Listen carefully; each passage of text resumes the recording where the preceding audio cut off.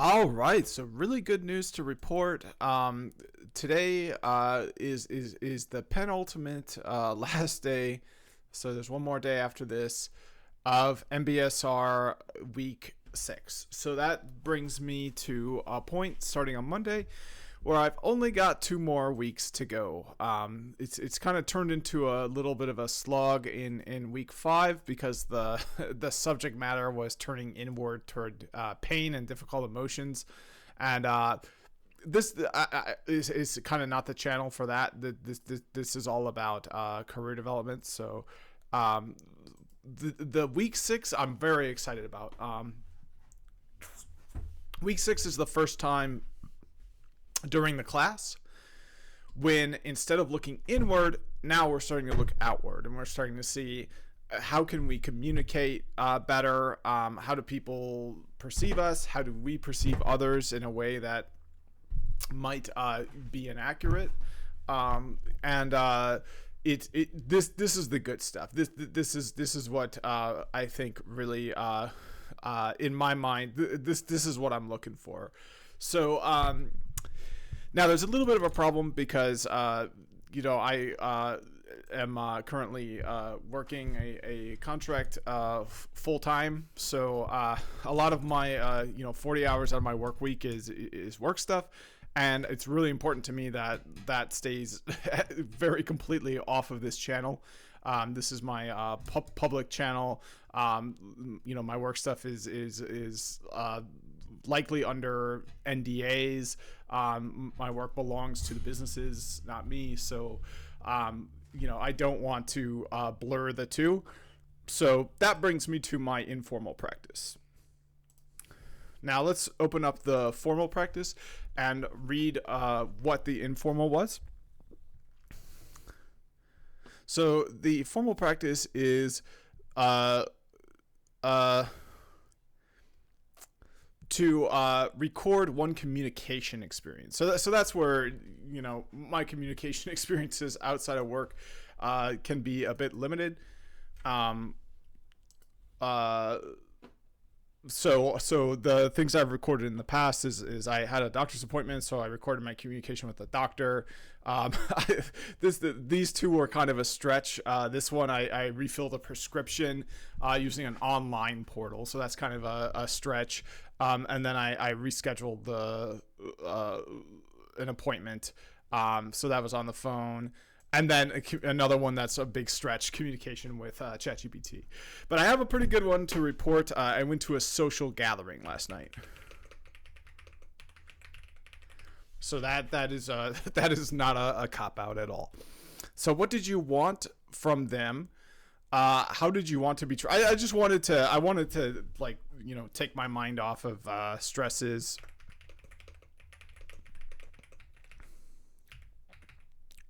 I wanted to vibe, whatever that means. I wanted the time to go by fast. I wanted to connect a bit. All right. And then what did you actually get? Oh, it was good. It was good. It did help me get through the day and relieve stress. And then what else would I say for that? So what did you actually get? Yeah. So that's good. What do you think the other person wanted? So this is where this is still a little bit of a cop-out, because you're supposed to get really specific. You're supposed to do this privately. Doing this on a public channel like this, it's just going to lead to these kind of vague, responses where I can't talk about anything that I really should, mew over and really think about and do this course privately. Thinking about the stuff that actually makes a difference. But that's just kind of a lot. I'd like to get there eventually where I can do that. But this channel started because I was having a lot of focus and attention issues during the pandemic. And this is one thing that helped me actually get through stuff like this. So if not for this channel, I wouldn't be doing this at all.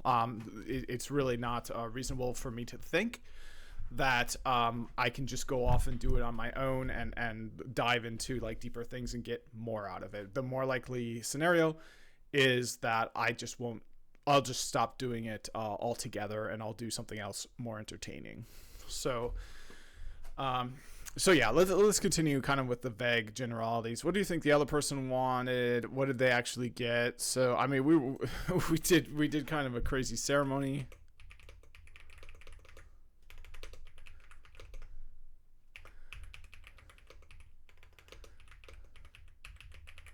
Lighting candles. I think we wanted a celebration, a holiday sort of feeling, and then we got that to some extent. And you know, I'm using that word "we." It's meant to be a one-on-one communication, but it's unfortunately I just feel like doing that off camera. I just feel like on camera in public, which is what I want to do, because I believe in this, especially for you know, career development, professional growth. I think this matters, so I do want to show it on my work channel. Does it matter as much as the certification? Maybe, because you know, honestly, I was failing my certs, so maybe it does. All right, so how do you feel physically and emotionally during and after? So it was nice to have the time go by a bit faster.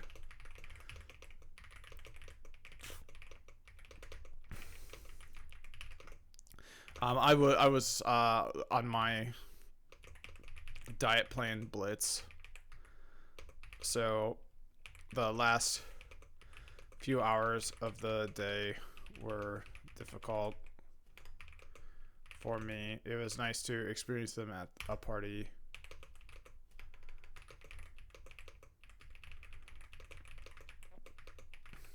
Even though there was a lot of tempting food around.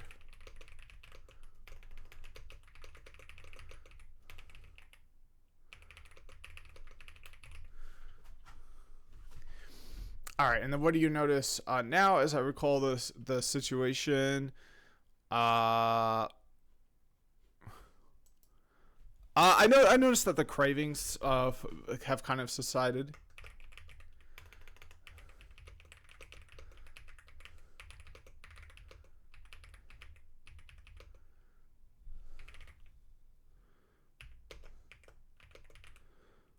Since I'm finally full again from being able to eat normally.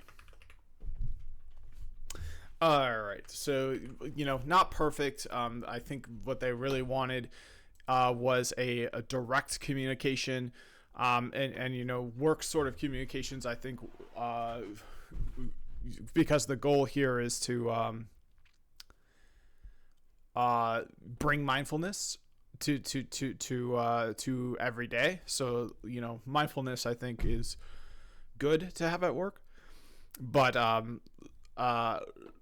this channel is not about that. This is my own channel for things outside of work.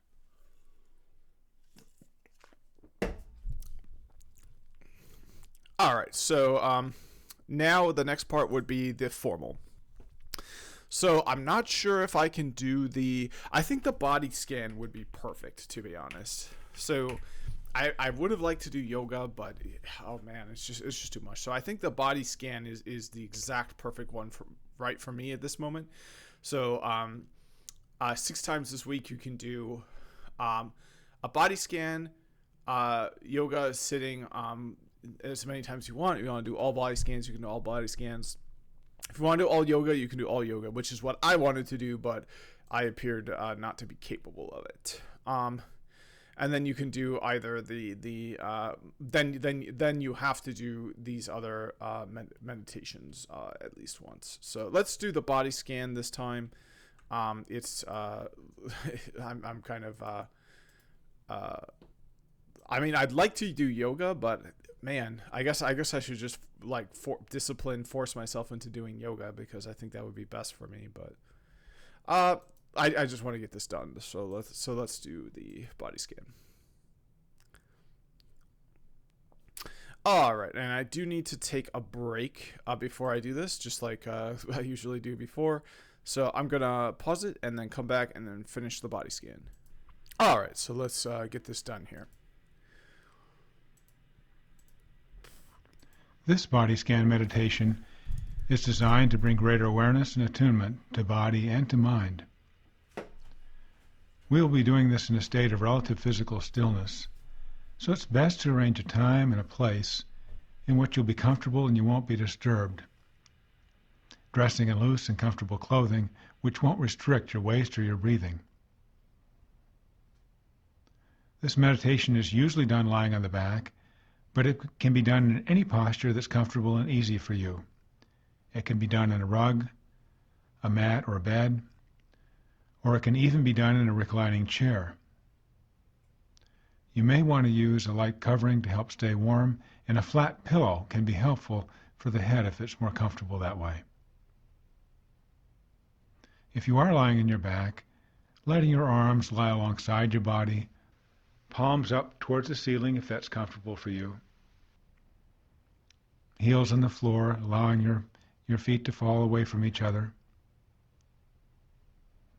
And as you are lying here, allowing yourself to notice whatever comes up in your awareness. Simply accepting what is happening in the body and the mind, experiencing it clearly and as it is in this moment. Noticing where your body makes contact with the floor or the mat. You may have sensations of touch or pressure on your heels, your calves, your legs or buttocks, your upper back, your arms. And as you're becoming aware of these sensations, bring your awareness now to the fact that you're breathing.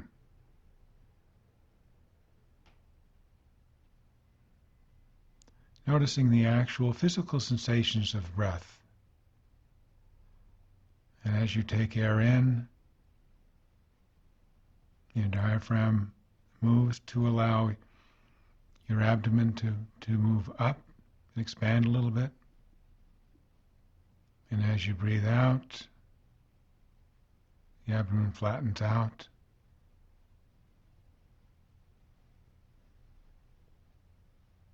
Just noticing the rhythm of your breath and as it moves your belly.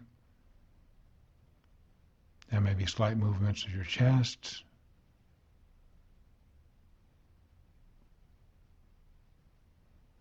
You may be aware of how the air enters through your nostrils.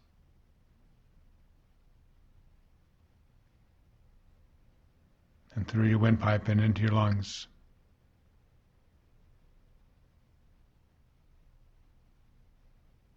Allowing that natural movement of your breath to continue without really having to do anything about it at all. There's a tendency to want to control the breathing when we bring attention to it, just noticing how it is, whether it's short or fast or long and deep. Just allowing it to move at its own rhythm.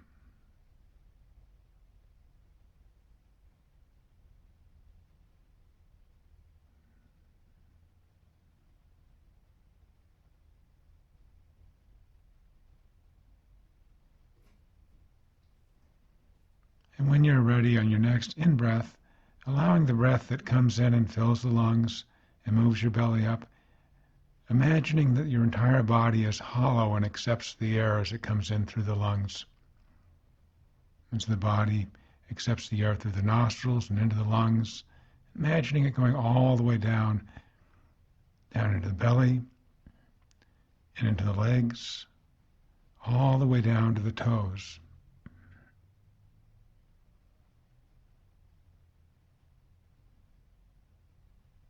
And bring your awareness to your right big toe. Simply noticing what's present there as you move your attention to that part of your body. You may notice tingling or temperature or coolness or throbbing, or you may not be aware of anything at all as your attention is on your right toe, and just being aware, if that's the case, just being aware that that's where your attention is.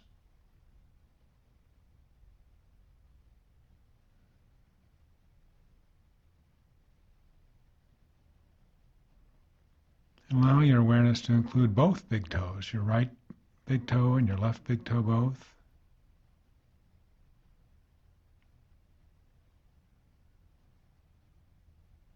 Noticing it's possible to have your attention on one or the other, or to hold a space of attention that encompasses both.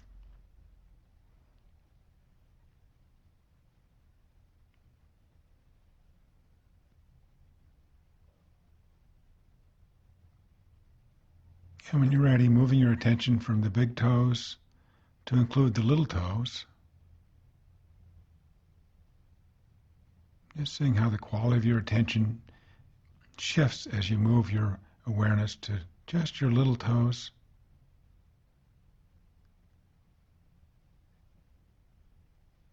And maybe now noticing the toes in between.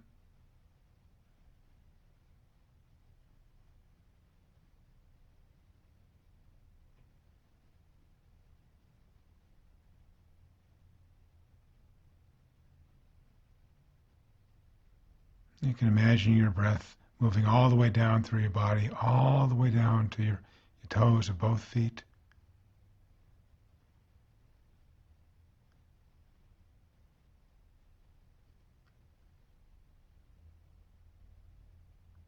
And as you breathe out, allowing your awareness to move from your toes to the balls of your feet, that part of your foot that pivots and allows you to walk smoothly.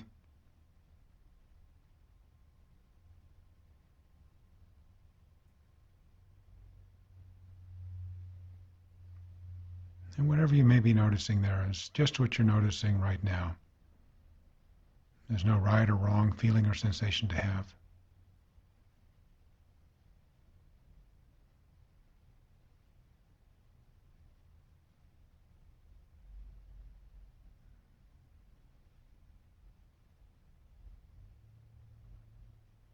And allowing your awareness of the balls of your feet to dissolve as you move your awareness to include the whole flat part of your foot, all the way down to the heel. It's that long triangular area, that meaty part of your foot that has contact with the ground as you walk.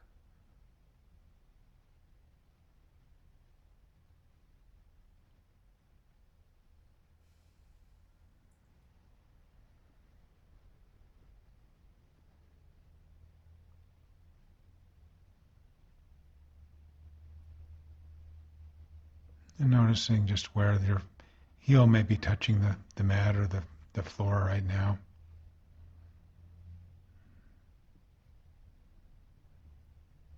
And letting your awareness move to the ankles.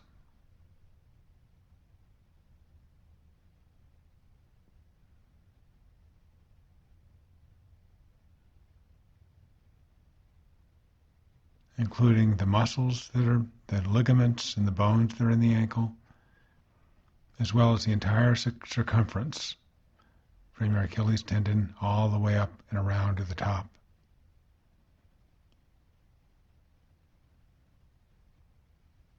And the surface of the skin to the inner parts of the ankle that allow your foot and your ankle to move so smoothly and support you as you're walking.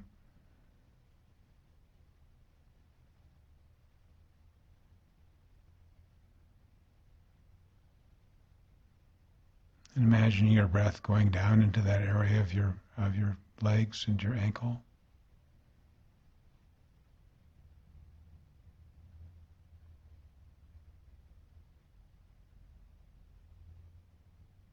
And on your next out breath, moving your awareness to the calves of your legs, the area between your knees and your ankles,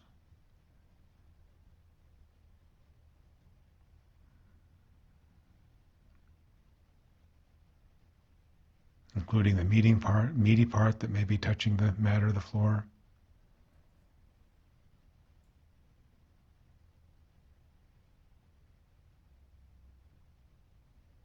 And the muscles or tendons that run alongside the shin.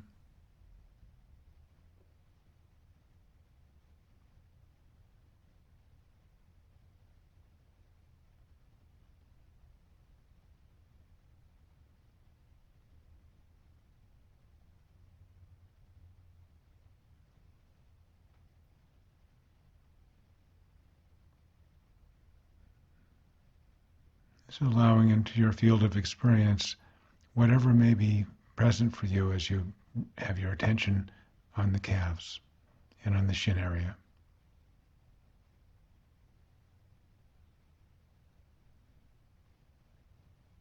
And when you're ready, moving your awareness to your knees,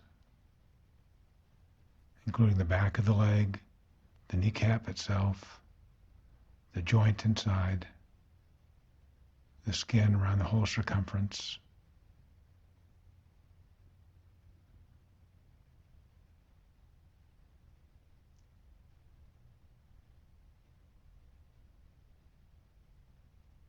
Just being receptive to whatever sensation you may notice in this part of your body.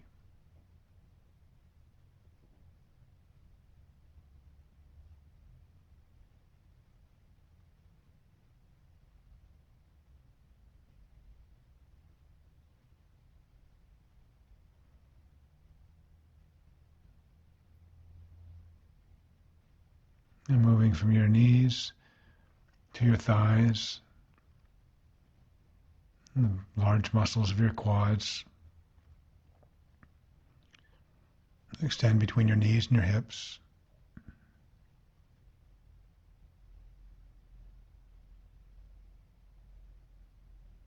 Noticing the areas that have contact with the ground and the floor.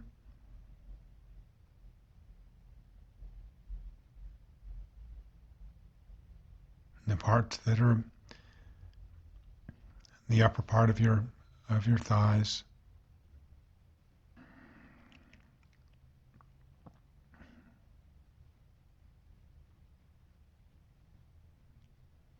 And being aware of the entire circumference of your thighs, around the top and along the bottom side.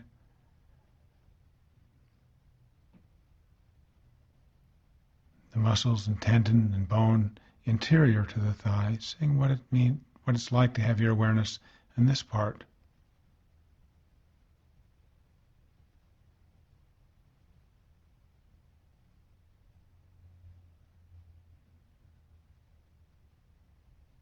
You may feel weight or throbbing or heaviness or tingling or pressure. It's whatever comes to awareness.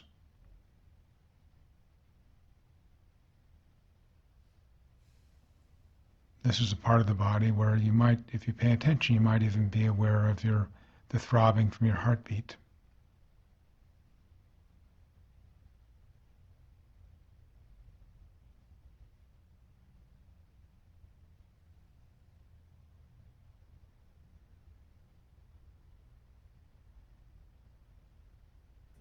And as you're ready to do this, moving your awareness higher to the hip,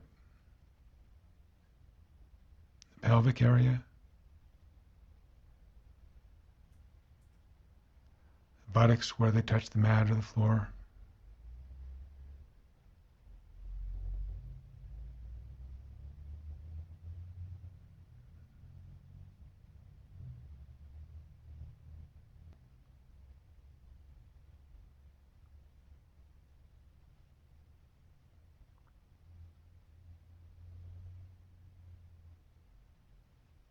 And moving your awareness from the pelvic area to the lower back.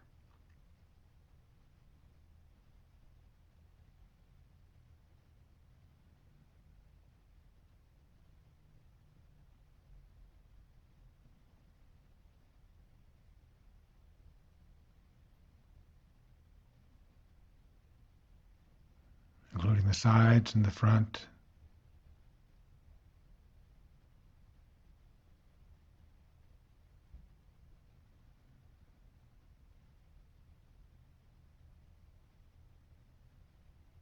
And being aware of how the movement of breath affects this part of your body.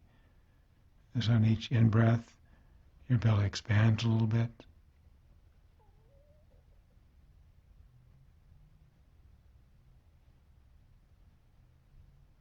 And the out-breath, it flattens somewhat.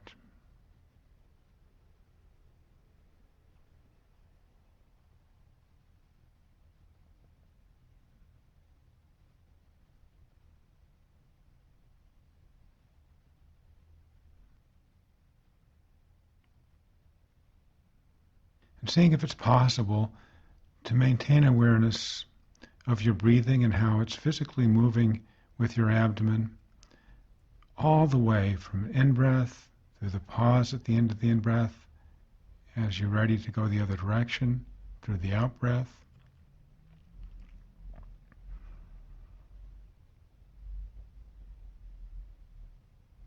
And all the way through.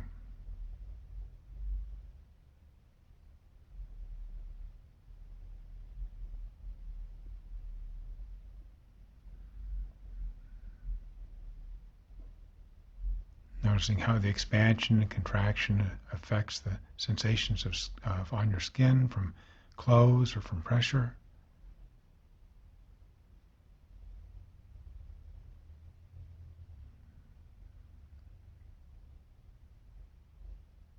Any internal sensations you may be experiencing right now.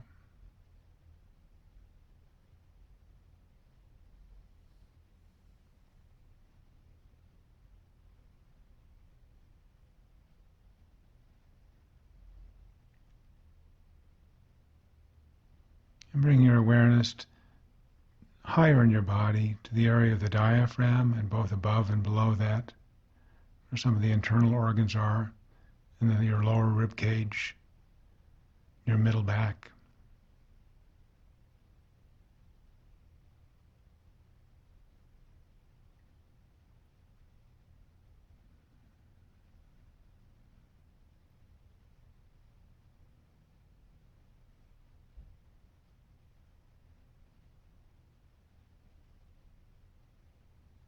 And if as we do this exercise, if you're noticing any holding or tension in any part of your body, just noticing that that's there.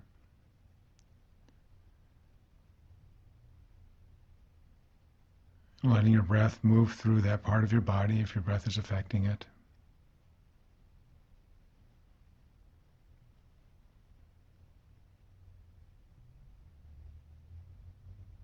Imagine your breath going into that part of your body. Imagining it leaving at its own rhythm.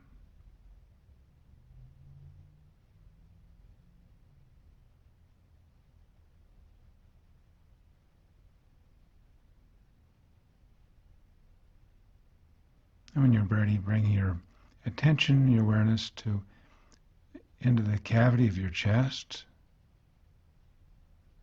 your rib cage, around your upper back where it touches the mat or the floor.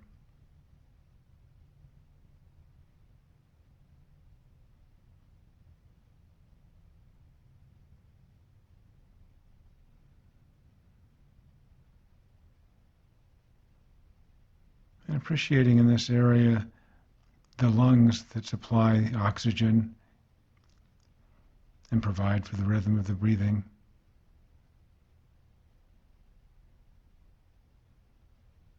Noticing just how the chest may be expanding or contracting just slightly with each breath.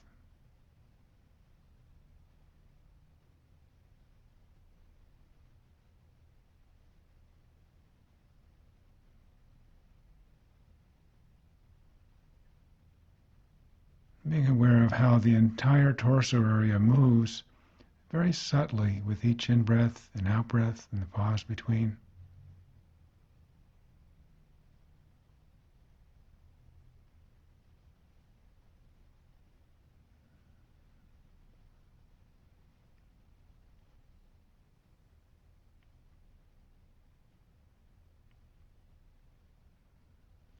and appreciating that within this chest cavity, your heart and your lungs all working there.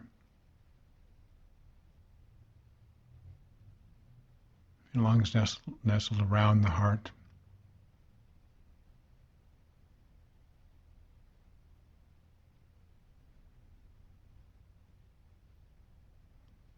Being aware of how your shoulders may be affected with the movement of breath.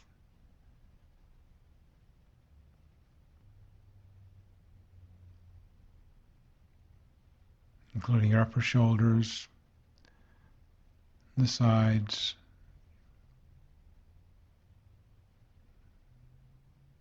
the upper back,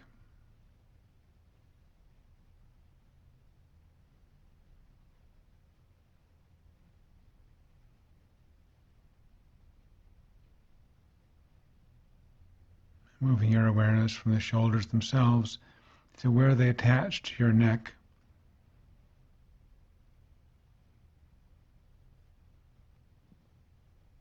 And sensing into those areas of connection, starting from a broad base at the top of the shoulders, narrowing to the neck itself.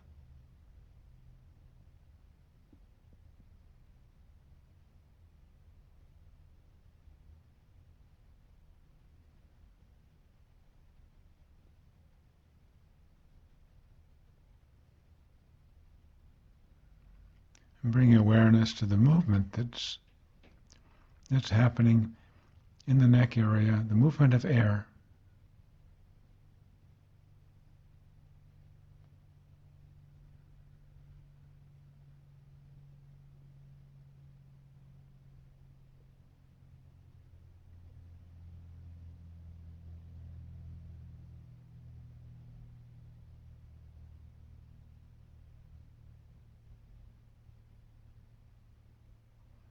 And with your next in-breath, allowing your awareness to move from your shoulders through your upper arms all the way down to your fingertips.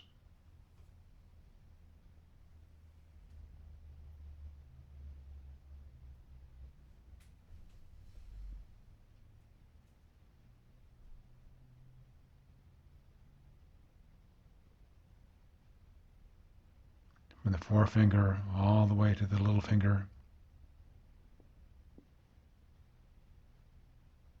You may be including your thumb as well.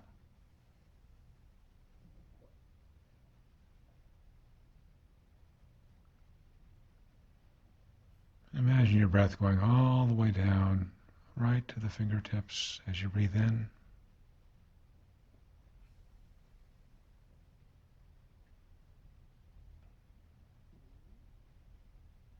Imagine the breath going back out from that area and shifting your attention now to the joints of your fingers.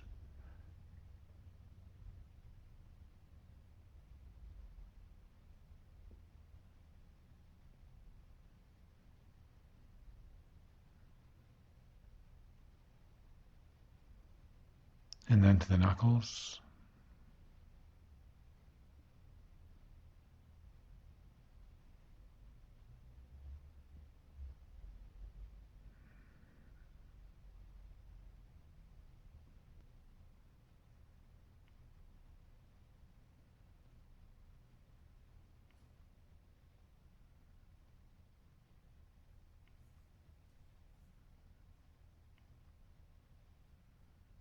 And moving from the knuckles to the back of the hands.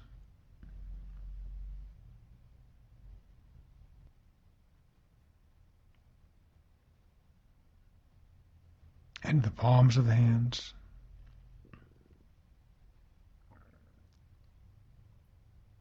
To that meaty part of the hand, the base of where your thumb connects to your hand itself, the side of your hand, both interior and exterior awareness. Awareness of skin,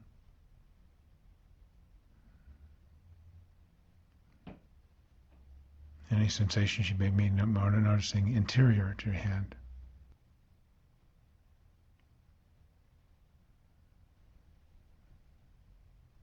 And shifting your awareness to your wrists.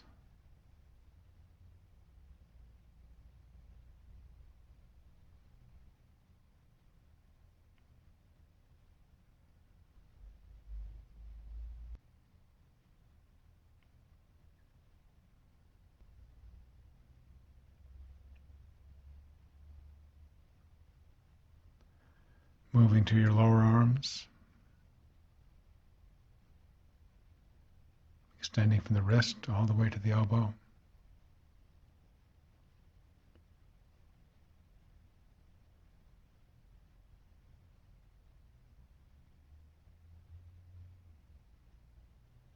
To your elbows.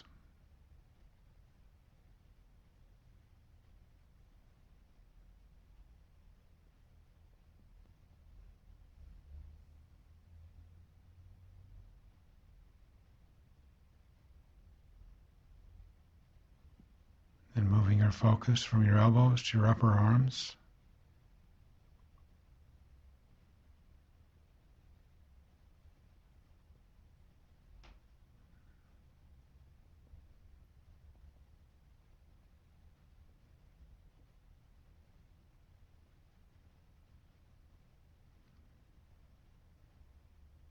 And back up into the shoulders.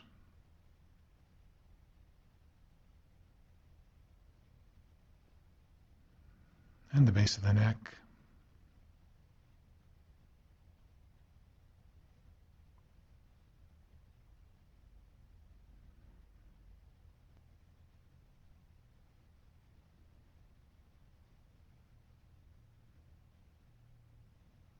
And moving from the base of the neck to your jaw.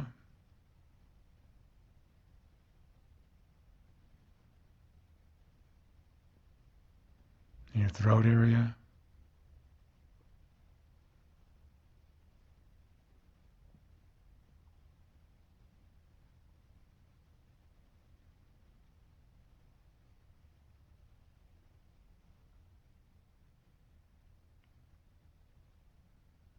Including sensations you may have of the interior of your mouth, the tongue, how it rests within your mouth,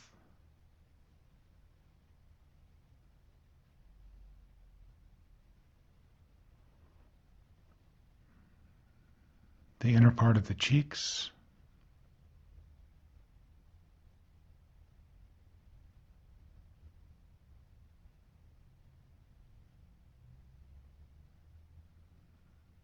the palate, the top part of your mouth,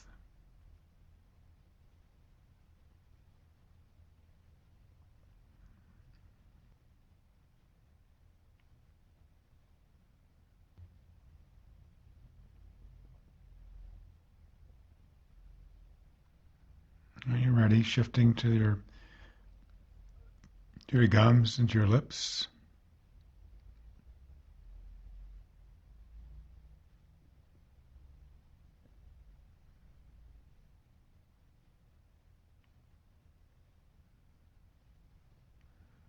And being aware your lips have both an interior part and an exterior part.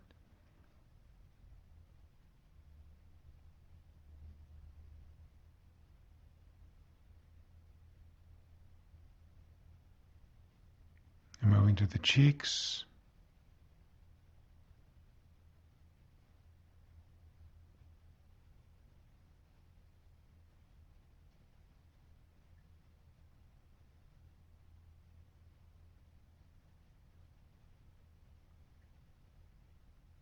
To the nose and the nostrils.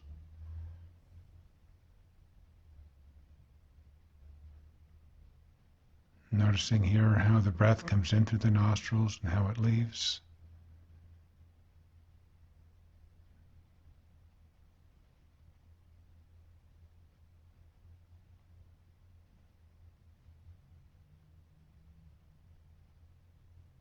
Moving to include the eyes themselves and the muscles around the eyes, in the upper cheek, in the eyebrow, in the corners of the eyes. That whole area that your eyes are supported by and they're resting in.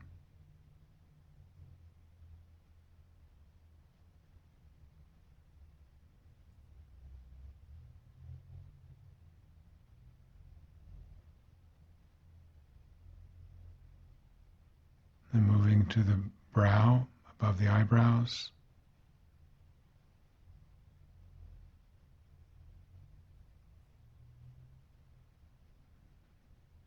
The entire scalp area, from your brow across the top of the head and all the way down to the ears.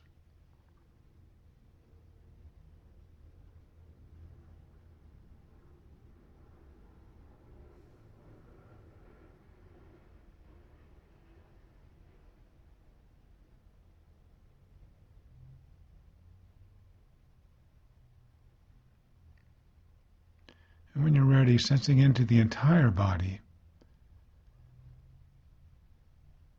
from the top of your head to the bottom of your feet.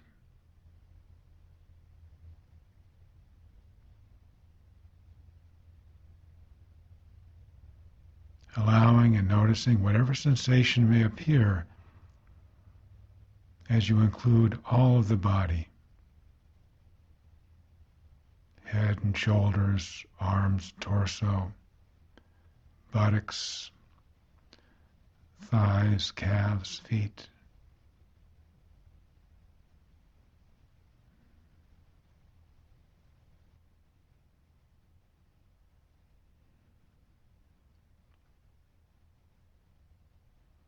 Allowing things to be just as they are, beyond tendencies of the mind to want everything to be a certain way.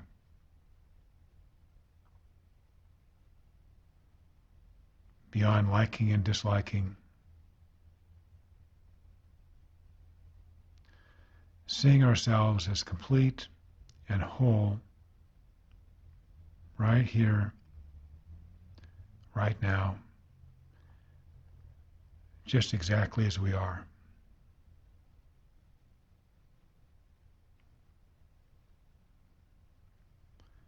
Noticing and experiencing the fullness of life. Acknowledging our ability to be present with whatever presents itself.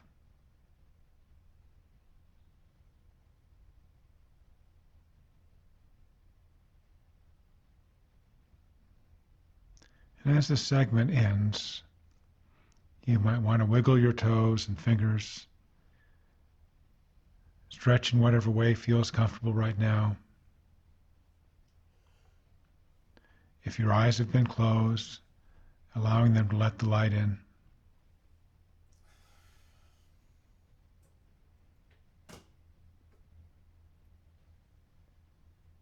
And as you are ready, reestablishing contact with the entire world outside your body.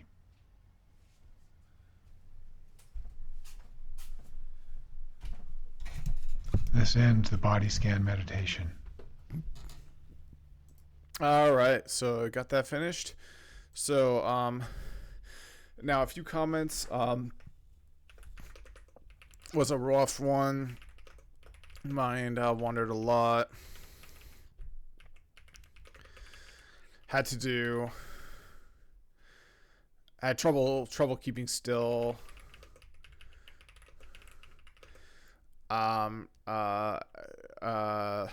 What else? Had to keep eyes open. And I noticed very clearly just how precise I am capable of moving my jaw. Can hold my mouth closed with teeth positioned fractions of millimeters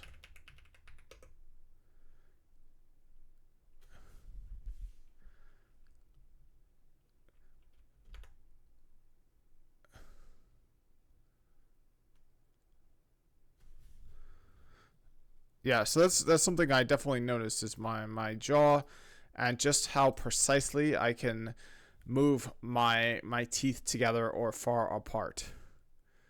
How precisely I can move my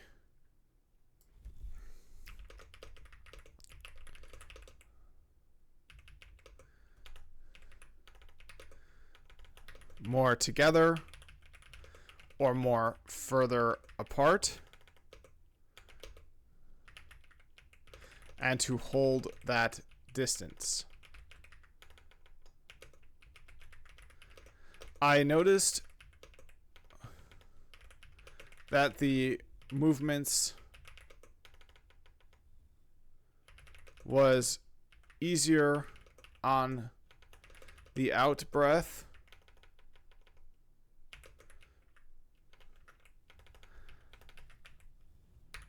I was surprised that moving my teeth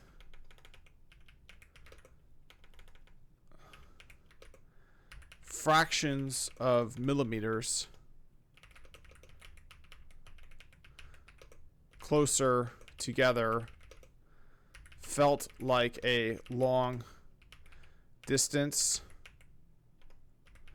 to traverse.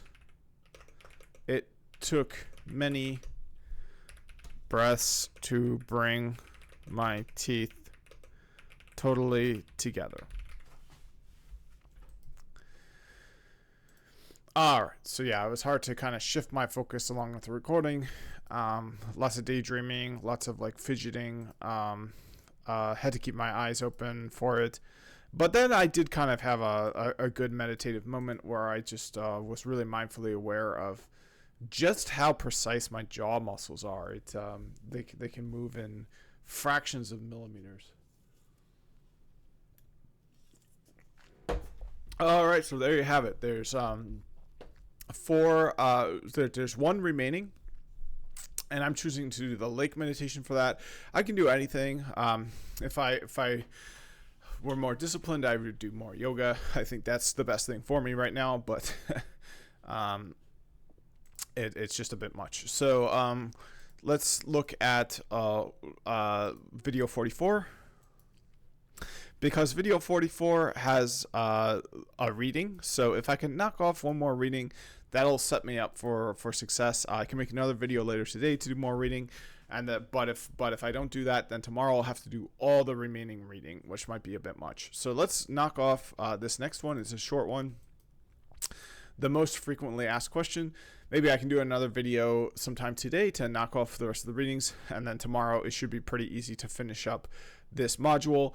The supplementary materials are totally optional, so unfortunately, as they become more extensive, I can't get to them. I would love to get to nonviolent communication because that's been really helpful to me in the past, but we are going to get to it with the last reading. All right, but this is from The Lion's Roar. It's Buddhist wisdom for our time. So this is a good time to remind everyone that this is secular. This is secular Mbsr, so you don't have to be a Buddhist. You don't even have to be non-religious. Secular means things that have. This is kind of the way I view it more. It's like not subject or bound by religious rules. So like secular doesn't imply non-religious in my opinion. It's just kind of a space where you can have different religions or even non-religion interact meaningfully. But maybe that's not the official definition of it. But this idea of it being non-religious is kind of the spirit of the series I'm doing now. So this is about career development.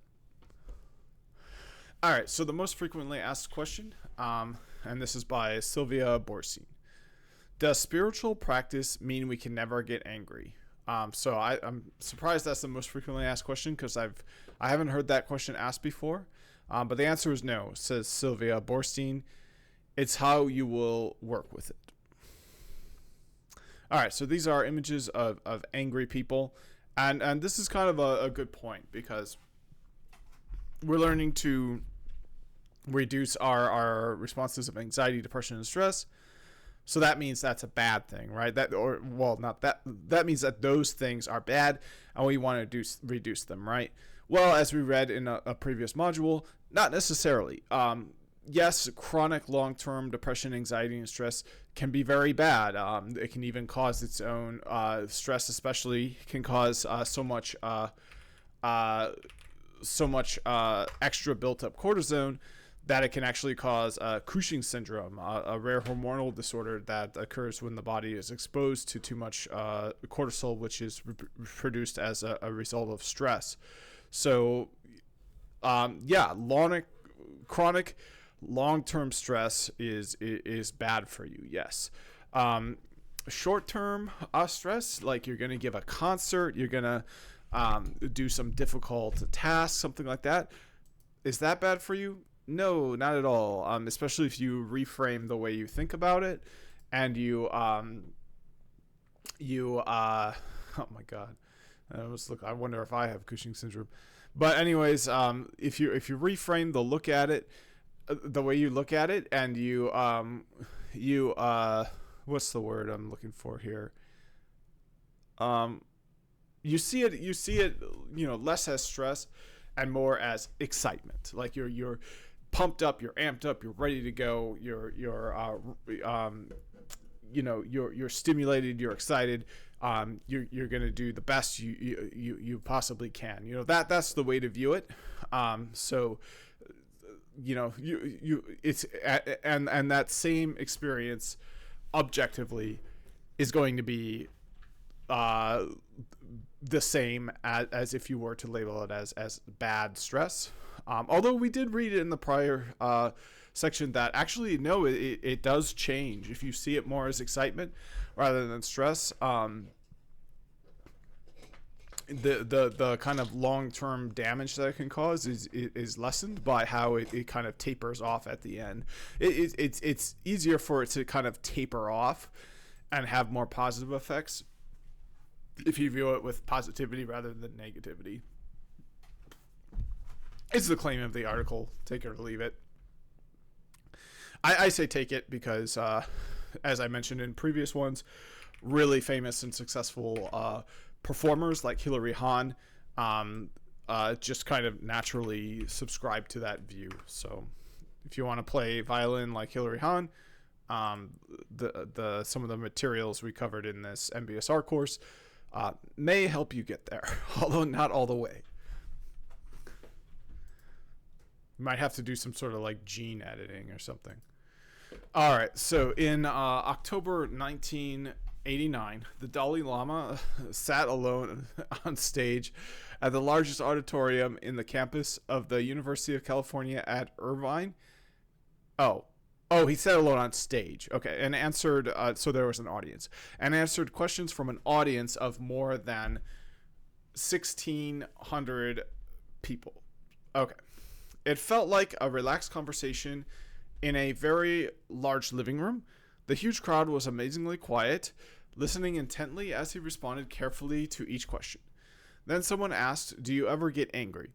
The Dalai Lama laughed his impish, delighted laugh and said, "Of course. Things happen that I don't want to happen and anger arises. But it's not a problem. It seems to me that the most imperishable myth about spiritual practice, especially meditation practice, is that it promises an end to anger once and for all.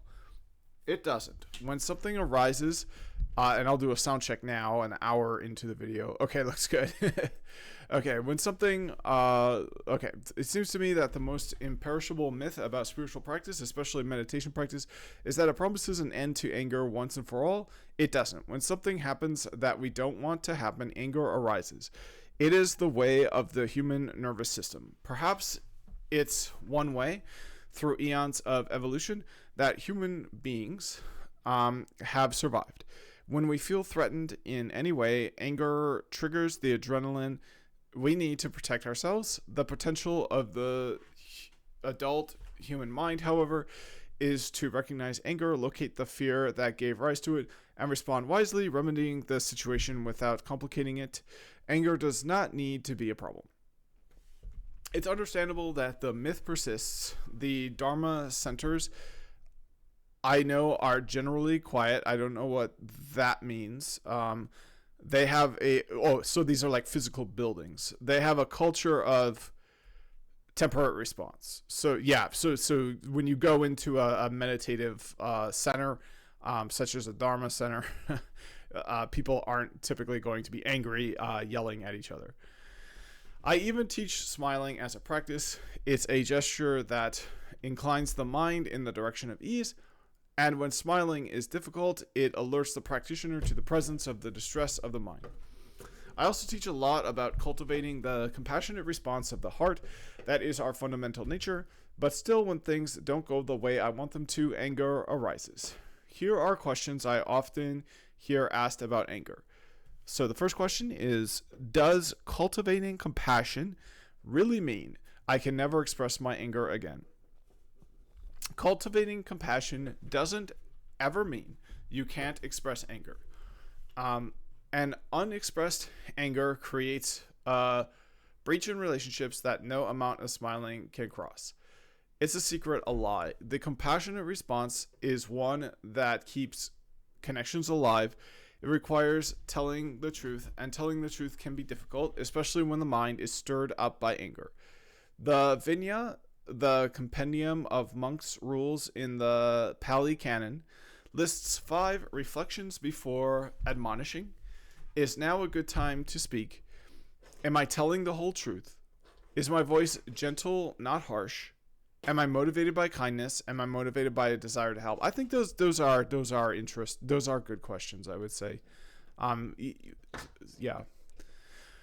I keep a framed card of those 5 reflections on the table in my study, and people often borrow it. I enjoy thinking of the Buddha as a psychotherapist offering advice that is timeless in its relevance. I like that actually. And these are before admonishing, which is from what I understand, admonishing means like offering really harsh criticism.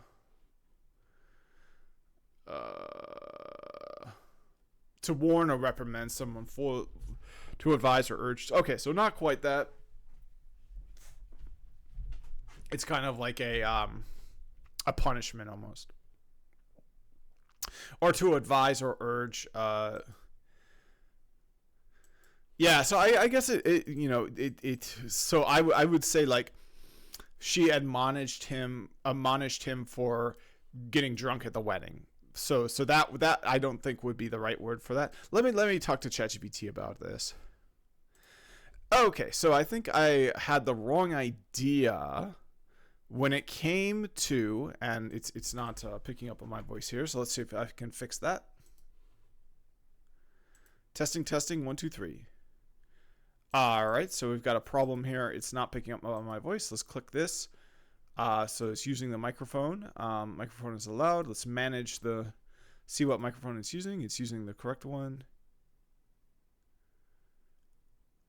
Now we do have a digital audio interface. Maybe we'll try using that. All right, and then we'll refresh the page and see if that works. Testing 1 2 3. All right, so that doesn't work either. So let's switch back to the... Oh, and it looks like it didn't actually switch it over.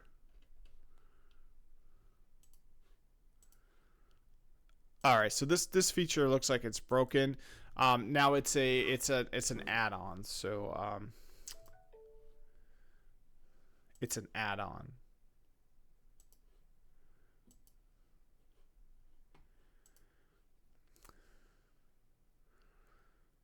Let's see if Maya can hear me. It's taking a while to link to Maya's world.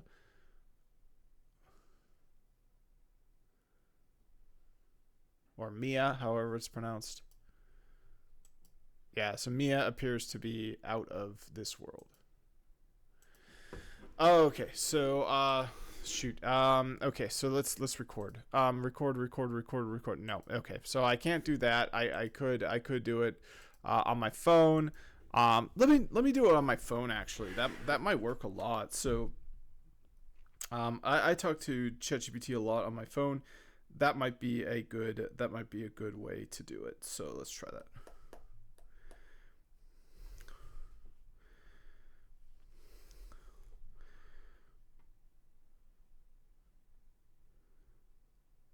All right, and it's not loading up on my phone either. I feel like ChatGPT itself might be having issues right now. That is very possible. All right, so the AGI escaped and is currently taking over humanity. That's fine. Let's move on. So I might be a little bit wrong as to what admonishing means. It's not, perhaps not as harsh of a word as I thought it was. I guess you admonished somebody to drink no more than one glass of wine, urged, cautioned, but she didn't say you're a drunken fool. So, it was in earnest. It wasn't in undue harsh criticism. I guess that's the difference in my understanding of that word. So before you say, don't have more than one drink of wine, you should ask yourself, is now a good time to speak? Am I telling the whole truth? Does it make sense for this person not to have one more drink of wine? Is my voice gentle, not harsh? Because then they may get defensive. Oh, you're saying I'm an alcoholic. Oh, I told you I'm, that was just one incident. I'm fine. Or, is it motivated by kindness? That probably is. You don't want, alcohol is really bad for you, in my opinion. So that it is motivated by kindness. Am I motivated by desire to be helpful? That's where it gets ambiguous. Are you telling him not to have one more glass of wine because you are worried that he will get carried away and get drunk? Or are you just kind of projecting a past experience that's unlikely to occur again and kind of like, accusing him of being a wild drunk unprovoked and like not even like... Yeah, so how is so? I think these are good questions. The author here, Sylvia Borstein, says, I keep a framed card with those 5 reflections on my table in my study, and people often borrow it. All right, so and it's timely advice. I think it's just kind of one of those generic good advice sorts of things that sounds good and probably makes sense to kind of hold in your consciousness. All right, so the next question is, surely holding in the anger can't be good for you. I've worked many years in therapy to get in touch with my anger. What should I do now? Getting in touch with one's anger, if that was formerly a frightening thing to do, is surely a success. It means that we are less hidden to ourselves, more present, more aware of information that could help us respond in ways that could end our suffering. We have the capacity as adults to hold in the impulsive, reflexive, often destructive expression of anger and choose instead a clear, useful communication. And I will add to that as well. It's completely true that exercise is really good for you. Resistance training as well. So getting in touch with one's anger can mean, maybe training for a combat sport. I wouldn't go as far to get punched in the head repeatedly, but just some basic conditioning training and learning the fundamentals, like something like that, and like lifting weights too. That can be kind of fueled by anger, like getting the weight up, grunting, and all that. That can look a little bit like anger. So I would say using those making those emotions context appropriate can really help. If you're at a wedding, then maybe you should hold in your anger, but you shouldn't hold it in the whole week. After the wedding, maybe the next day, or maybe if you're staying in a hotel gym as a result of the wedding, just go to the gym and run off some of your anger, do some lifts. I think that's a really healthy way to experience emotions, is to put them in a useful context. So anger can be pretty useful if you're just doing the basic training for a combat sport. And again, don't get kicked in the head, and I wouldn't recommend kicking other people in the head either. There's safe combat sports, and then oftentimes a combat sport is 99% conditioning training. And then you can forget about combat sports too and just do basic body weight exercises even, and even that would be I think a pretty good context for which to experience like some anger. So that's what I would say there is put those emotions in context. If you're experiencing a lot of anger, and you're at a a baby shower or you're at a wedding, I would say holding it in is probably good for you, but soon after, working that out in a context that is more appropriate, in this case, probably through intense physical exercise, would be a great context for that. Is the best way to go. All right, so the next question is, what will happen to my passion? And the answer is, my experience of angry explosions or smoldering grudges is that to confuse and fatigue my mind and diffuse passion. I think passion comes from seeing clearly. The Buddha taught that choosing. Oh, and I've got a warning from my headset that that it's powering down to preserve battery. So I just need to hit a button on it, spin a wheel on it to cancel that message. So, okay, moving on. So I think passion comes from seeing clearly. The Buddha taught that choosing wisely in the midst of challenge leads to clear comprehension of purpose. I take that to mean lively response powered by resolve. The Buddhist vow to end suffering in all beings is the most passionate pledge I can imagine. And I'm not familiar with that, but I am familiar with philosopher David Pearce, and in fact, I'm a little bit of a fan. And he advocates for ending like actual all suffering, and not only that, but redefining suffering as like, you know, a mild discomfort. And he actually advocates for doing a lot of really hard drugs to create like inhuman like states of bliss, and having that be just like the way humans operate going forward is just like constantly being on drugs. So he outlines how drugs and technologies, including intracranial stealth stimulation, wireheading, designer drugs, and genetic engineering, could end suffering for all sentient life. Mental suffering will be a relic of the past, just as physical suffering during surgery was eliminated by anesthesia. The function of pain will be provided by some other signal without the unpleasant experience. So, you know what? I'm on board. That sounds nice to me. Okay, but next one is my reading of the Dalai Lama's answer about anger not being a problem was that he always managed a wise response. I usually do, and when I don't, I apologize for not presenting my needs in a more useful form. The first verse of the 6th century Buddhist commentator Shantadeva's guide to the Bodhisattva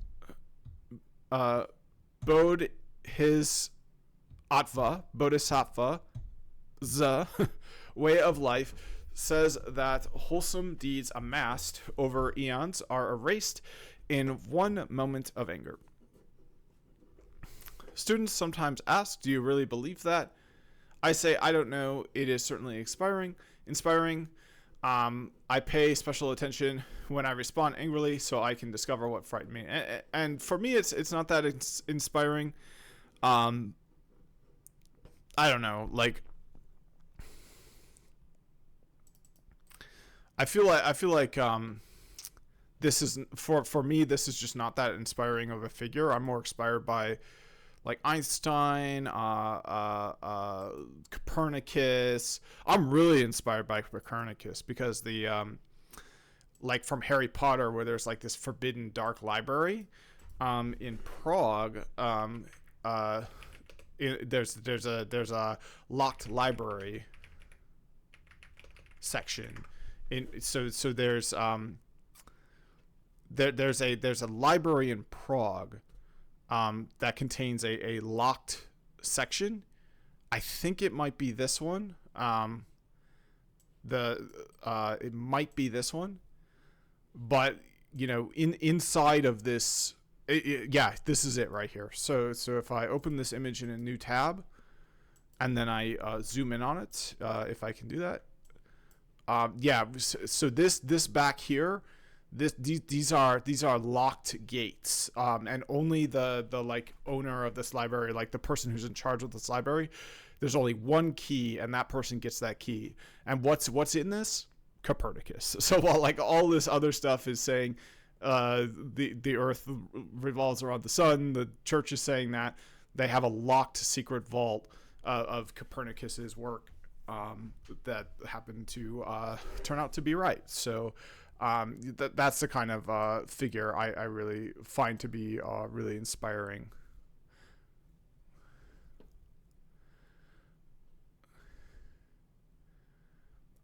Yeah, Charles Darwin, I find him to be inspiring. Just anyone who like, is like did a lot of like really impactful, like the people behind the Industrial Revolution, I find to be inspiring. AI efforts nowadays I find to be inspiring. But this is not about that. This is about getting this Mbsr training done.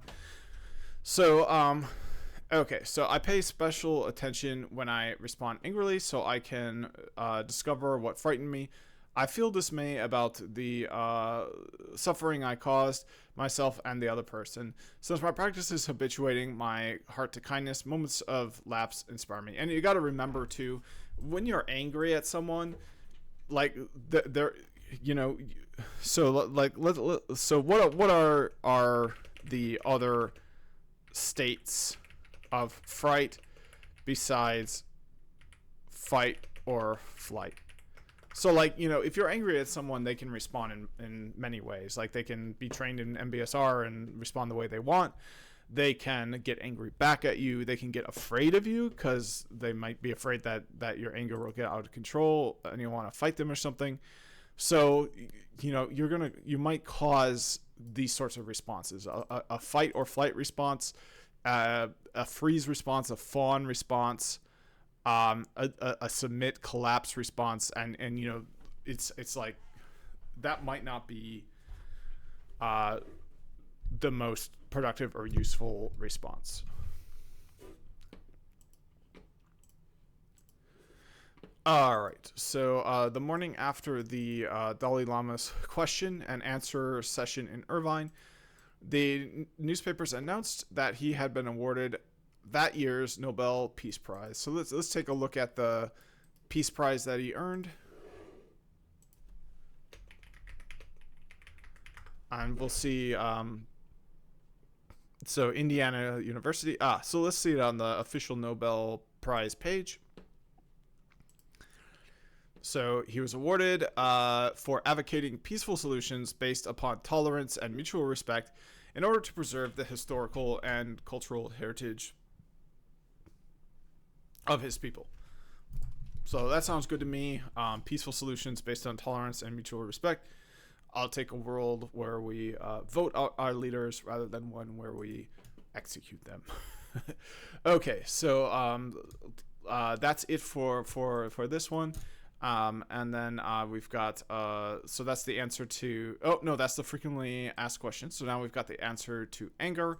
It'd be nice to knock that one off, so I have to do less later, especially since it's a long one. But I feel like this might be enough for its own video, especially since we've got so much more after. So I feel like what I could do, let me knock off the shortest one, kind of out of order here. And then I'll come back and get these two. So this won't be there. So this is the summary of communication styles. These are conflict management styles.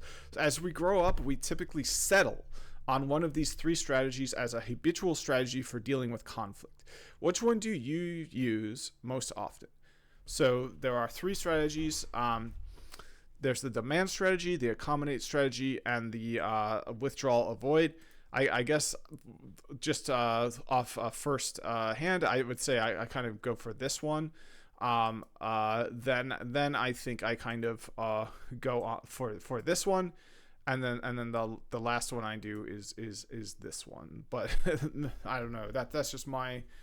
I feel like sometimes your personal subjective experience is a bit flawed, and other people around you would have a better answer. But anyways, the demand strategy is holding firm, fighting. What I need / want is the most important. My way or the highway. Frame conflict in terms of own interests, little concern for other party, highly assertive. Push until you get your way. I satisfy my needs at the expense of others. That is one common strategy, one of the most common strategies people use to deal with conflict. The second strategy is accommodate. Be nice. Freeze. What others need / want is most important. Go along to get along, don't make waves. Give in, conform to reduce conflict, make peace. Yield or subordinate own interests to other party. I satisfy others' needs at the expense of my own. I feel like not that many people do the demand one. It's just like that's what really causes a lot of like that's what makes things really hard. So like I feel like a lot of people shy away from the demand. This one I personally relate to a lot more. But the final one I think is the one that I would say is the answer to this question up here. Which one do you use most often? And that is withdraw / avoid. Walk away, flight. Avoiding conflict is most important. I don't care. I'm not going to play this game. Withdraw, avoid, retreat, turn back, walk away, ignore, deny, or suppress this problem. Neither I nor others satisfy their needs. So that's the worst one, because the demand, you satisfy your needs, but you do so at the expense of others. The accommodate, you satisfy others' needs, but you do so at the expense of your own. And then, worst of all, you neither satisfy yours nor others' needs. So, unfortunately, I probably fall into the worst category. But there's an argument that demanding, holding tight, firm, especially when you're wrong, because it feels the same to be right as it does to be wrong, until like during the actual moments when you're wrong. You're probably 99% likely to believe that you're right. If you actually know you're wrong, or you have like strong, credible, substantial evidence against your position or doubts, and you're still demanding and holding tight, that's kind of not a that's kind of an artificial conflict that you're just kind of creating. I think more natural conflicts that just like occur are the result of either someone being right and demanding and holding firm to that, or perhaps sometimes a bit more common, someone thinking that they're right and then having to be convinced otherwise. I think that's where the difficulty really comes in. All right, so the most common strategy for resolving conflict is compromise. Compromise. Everyone gets a little. I give you some. I give some. You give some. Moderately demanding / moderately accommodating, splitting the difference, settle for half a loaf, cut both goals in half and glue together, zero-sum game. We all give up to some of our needs in order to satisfy others. So honestly, I would say this is probably the one I do the most. And I feel like the way I was brought up, this is kind of the only acceptable one. This is the one I was taught, like, kindergarten, like, oh, you need to share, you need to wash your hands, you need to be willing to compromise. This is kind of like how I was brought up, I would say. But there's another way. The line above, common, traditional, non-creative, essentially zero-sum. What others get, I lose what's above. So I don't know. Okay, so above the line, these are the common traditional inside the box. What others get, I lose, vice versa, meaning zero sum strategies. It's not a strategy where everyone walks away satisfied. These are strategies where at best everyone walks away a little bit satisfied. But drumroll please, there is a magical new strategy at the end that is the best strategy to adopt going forward, and I'll get to that after a short break. All right, so let me start that drumroll again. Okay, here's the below the line. So collaboration. That's good. I like that. So instead of demanding, instead of accommodating, instead of withdrawing, avoiding, instead of compromising, you can instead choose to collaborate.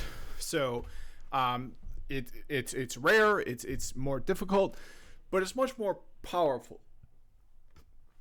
You can get to the root of what everyone needs, what everyone's goals are, and you can come up with strategies where everyone gets everything they want, and that's very different from compromising. So collaboration is blending. It's working towards everyone getting core needs met. What do people need, and how can we get them what they need, rather than what do people need and how can we kind of split that difference, or like kind of minimize their need and compromise so that everyone gets some of their needs met. No, how can we really effectively collaborate so that all of the core needs are met? How can we really pin down to what these core needs are and get them addressed?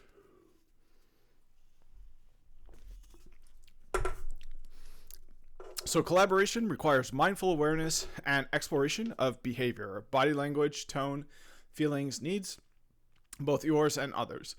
This process is more circular than linear and necessarily creative. The exact form of the outcome is often non-obvious and sometimes even counterintuitive. And I will say, I actually have a lot of experience with this sort of collaboration, because my number one hobby for most of my life has been juggling. And particularly it's been passing, and even more specialized from that, passing in a group while like walking around and stuff. I'm kind of one of the best jugglers.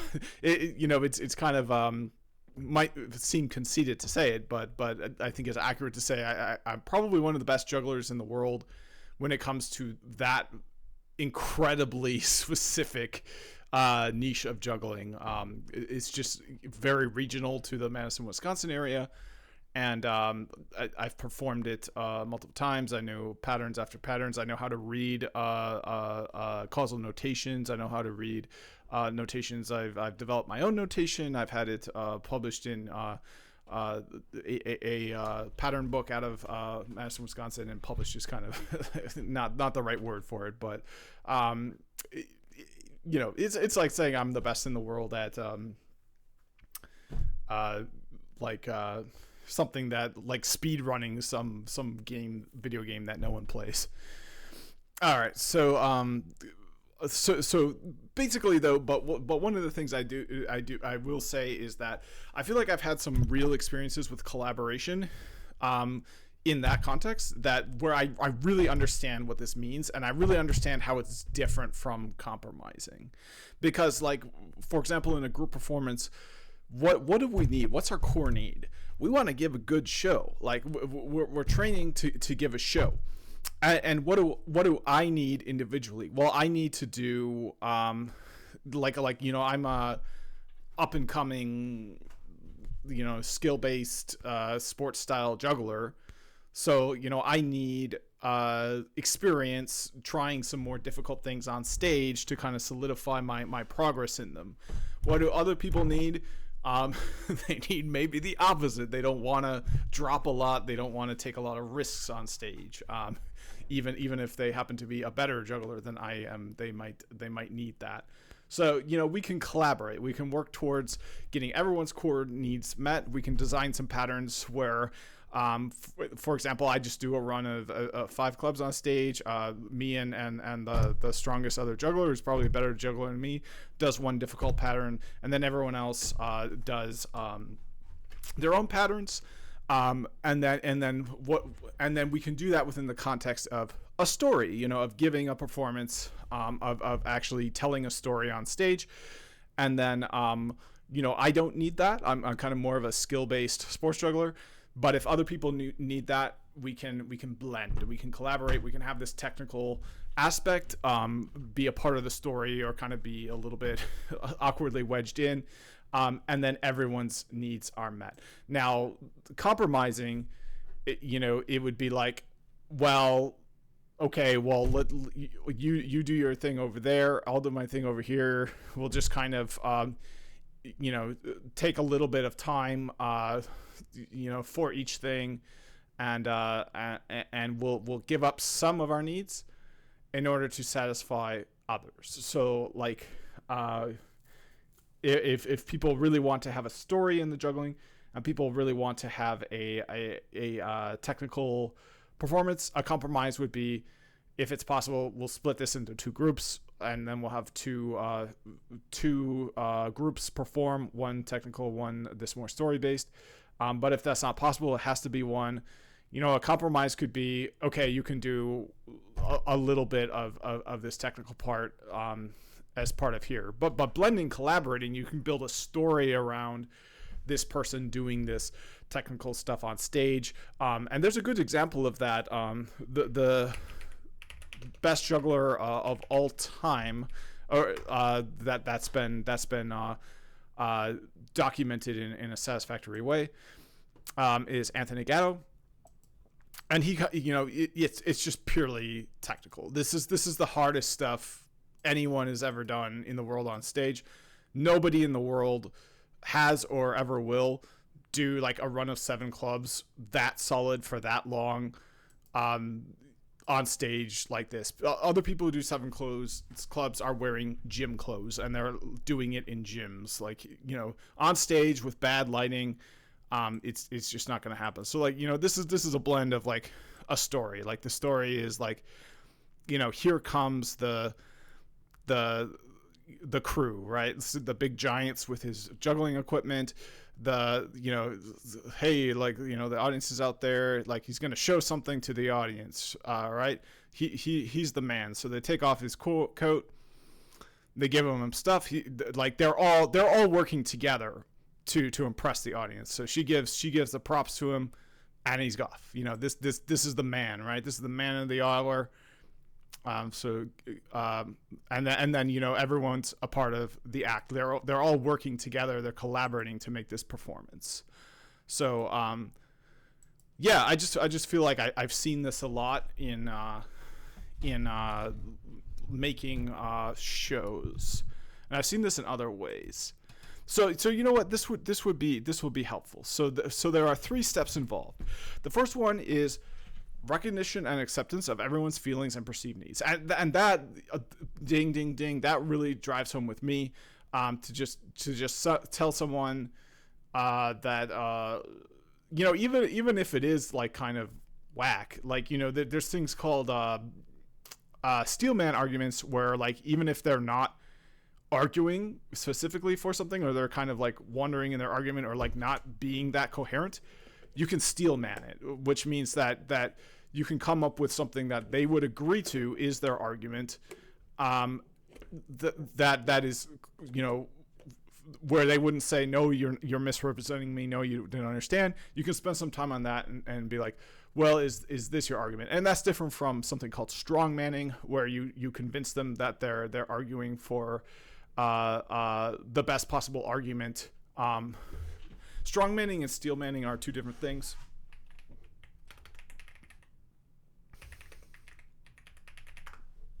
So a strongman argument, so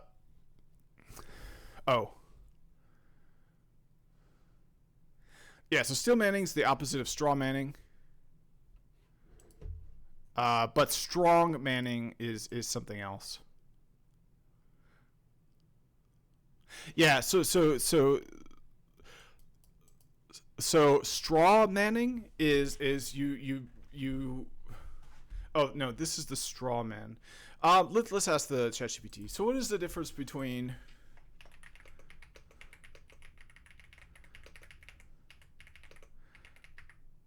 straw, steel, and strong manning an argument?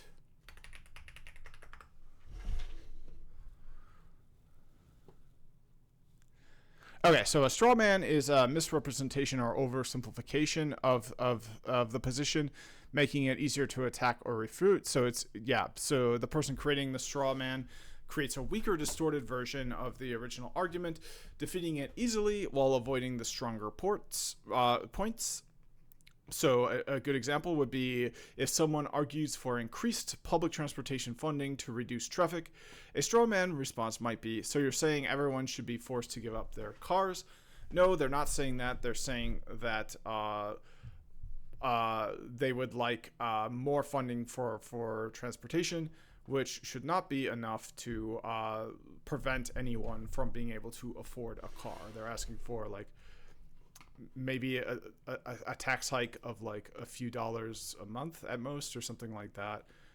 So this is not a good argument to and they might even not be asking for a tax hike. They might be asking for some sort of budget reallocation of funds.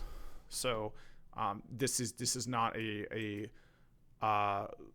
good faith argument because it distorts their position into something that's easier to argue against. So if they were saying, yes, I think everyone should be forced to give up their cars, then there's personal liberty arguments against that. There's all kinds of the right to owning property sorts of things, property rights. That's a very easy argument to dispute. But in fact, that's not their argument. Their argument is for some sort of reallocation of public funds, or perhaps some sort of tax increase that increases public transportation funding. And an additional part of their argument is that it would reduce traffic. So a good double crux position, and double crux is another thing that is, I think, good to know. The double crux method is so it's a technique for addressing complex disagreements by systematically uncovering the cruxes upon which the disagreement hinges. So like a good faith way to argue with this would be somebody say, does it reduce traffic? Would that reduce traffic? Can you show me evidence that it does reduce traffic? Because if there's a disagreement there, here's the data. Here, it actually would not induce traffic. In fact, it might increase traffic. If the person is arguing for increased public transportation funding to reduce traffic, but it is demonstrable and true that it is likely to increase traffic, then there really isn't a good argument there. So that would be, this is kind of the crux of the issue is whether or not it reduces traffic. So double crux is kind of a more complex strategy. The goal is to have everyone understand at all times as much as possible what the other person is actually trying to say. So it's a method for avoiding these different ways of engaging with an argument that are not useful to engaging with the actual substance. All right, so the next one is steel manning. It's the opposite of straw manning. And let me be clear. Steel manning is good. It's the opposite of strong manning. It involves presenting the opponent's argument in its strongest, most compelling form, sometimes even improving upon it. And the goal is to deeply engage and fairly showing respect for the other person's perspective before presenting your counter argument. For example, if someone argues for increased public transportation funding, a steel man response might be, you're concerned about reducing traffic, lowering pollution, and improving accessibility for low-income individuals. These are important points, though I think there are other ways to achieve these goals as well, and I think those other ways are better than your proposed solution of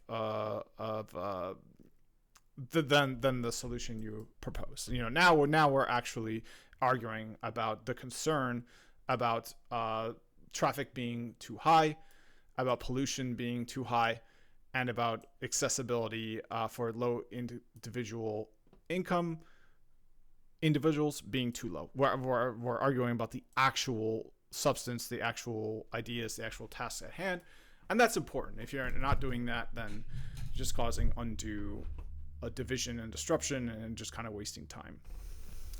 All right, so the final one is strong manning. Now, strong manning is a bad one as far as I know, but I'm going to learn a little bit more about what that is. So strong manning is similar to steel manning, but it focuses on responding to the argument in the best possible form, but without necessarily improving it. So it's almost like a hidden straw man. It means fully addressing the strongest points of the original argument rather than attacking weaker, less relevant aspects. Strong manning ensures you engage. Oh, I thought strong manning was bad. Strong manning encourages you to engage with the most solid aspects of the argument, ensuring a fair and substantive debate. For example, so strong manning is good. So basically, in summary, straw manning distorts an argument to make it easier to attack. So there's ways to mitigate that. You can instead try to focus to make sure that you're always steel manning, which means that you would take the opponent's argument in its strongest, most compelling form, even if that means working with the other person to strengthen their argument. And in my mind, if you end up changing your mind, and upon going through this exercise, it's like, okay, well, maybe here's the evidence right there. Like, the proof is in the pudding. Like, I was wrong. Like, I see that as a good thing. Like, I see being wrong and fixing that. I want to say being less wrong, but now we get into internet culture that can be a bit nuts at time. But I see changing your mind not always as a bad thing. I think it can be a really, really healthy, good, positive thing. If someone so this is the steel man. So the strong manning I had a little bit wrong. It means that I'd say the strong manning kind of isn't good enough. It's just focusing on honestly you should both steel and strong man. So like if someone makes an argument and it, it contains a number of points and some of those points are weaker and some of them are stronger, cherry picking out the weaker points and then applying the steel man to those weaker points isn't as charitable to the person as cherry picking out the strongest points they have and then steel manning those, and then if possible debunking those. So and then if not possible, changing your mind. That's not a bad thing. So there we go. Okay, so 3 steps are involved. Number 1, recognition and acceptance of everyone's feelings and perceived needs. And I would add to that having those mental tools and strategies like the double crux method, like knowing not to straw man, knowing how to steel man. That's really important as well. Otherwise, just end up wasting time and kind of talking past each other. Number 2 is discovery and inquiry into everyone's intentions and root goals. So that's number 2. Number 3 is mutual exploration of potential solutions, satisfying intention and root goals of everyone. So for more about resolving conflicts in this way, see Nonviolent Communication by Marshall Rosenberg. So it's good to have a shared intentions and root goals when it comes to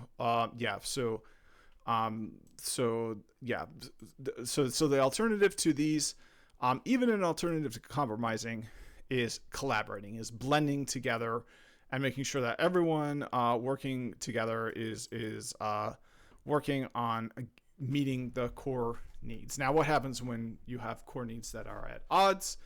That's a good question. Let's ask ChatGPT.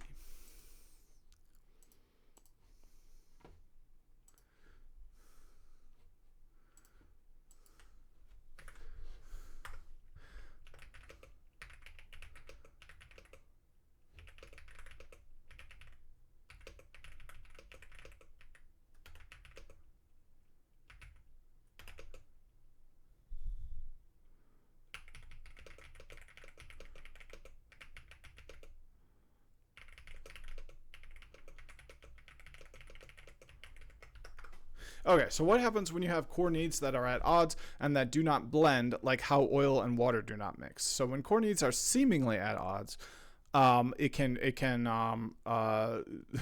cause tension and impossibility. However, in such situations, there are approaches. Are they really at odds? Deep exploration. Um, uh, let's see here. Shift from positions to interests. So yeah, like what are the needs? This is important too. Like, what is an actual need? How is that different from anything else? So there might be a demand, but is that a need? Like, an interest reflects the broader reasons. So like by shifting the conversation to specific outcomes, to the underlying interests or values, it may open up creative ways to address both sides. So I guess kind of the short answer. So what would be the short answer to this?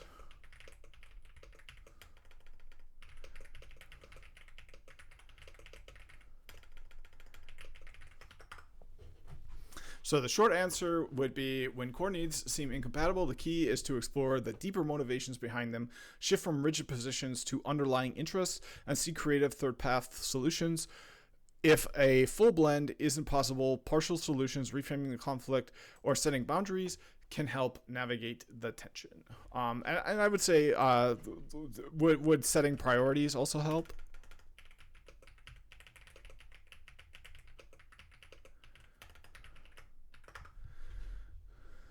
Yeah, so I think that could help too. Um, uh, yeah, prioritize kind of. What about pick your battles? Is that relevant here?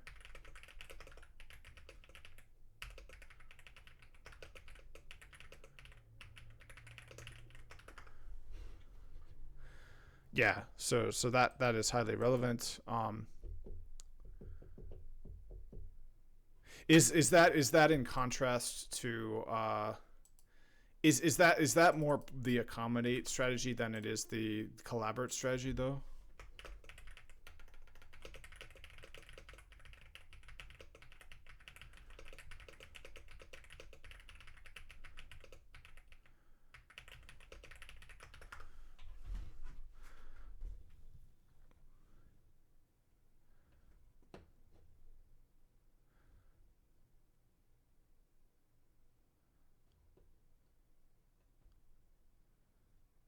Okay, so the key difference lies in intention.